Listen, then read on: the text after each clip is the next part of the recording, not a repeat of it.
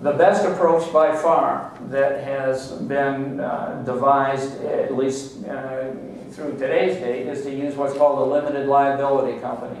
And a limited liability company is sort of a hybrid. It's a cross between a partnership on the one hand and a corporation on the other. It has all of the protection, liability protection, that a corporation has, but it doesn't have all of the administrative requirements. It's a new but fairly popular form of business entity. It started, Wyoming was the first state to pass a limited liability statute, and they did that in 1977. So compared to corporations that have been around for 500 years, it's a brand new kid on the block. But when I started practicing law in the 1970s, we did probably 90% corporations and 10% LLCs. And now that ratio has entirely reversed itself. It is fairly rare for us to get a request to do a corporation now, and when we do, it's typically because of particular income tax advantages. But the overwhelming form of business entity that is being created now is the LLC.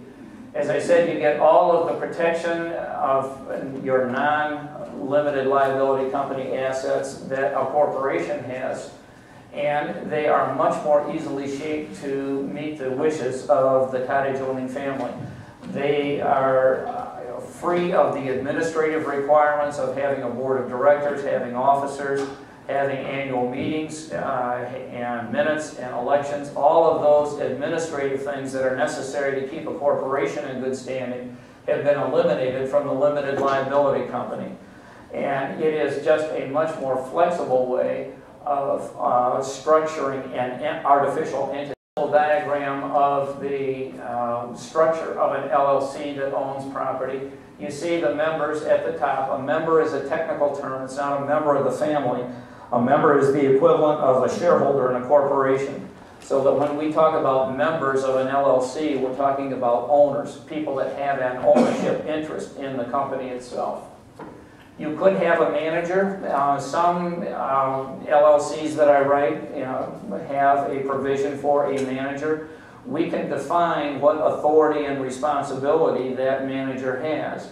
And we can limit it, we can make it very broad, we can do whatever meets the needs of the family. But we have the members own the LLC, and the LLC then has ownership of the property itself. Now, once we create the LLC, how do we structure management? I said it was a very flexible way of organizing an entity, and it allows us to have broad discretion in terms of how we structure the management. If I'm working with the founders, they decide how the LLC will be managed. As I said, we could have a manager managed, or we could have a member managed. Those are the two classes of LLCs that exist in Michigan. A member-managed LLC is what I call direct democracy, and that is where all of the owners vote on every issue that comes up in terms of dealing with the property. It's not a terribly efficient way of managing the property if you have more than 3 or 4 or 5 owners.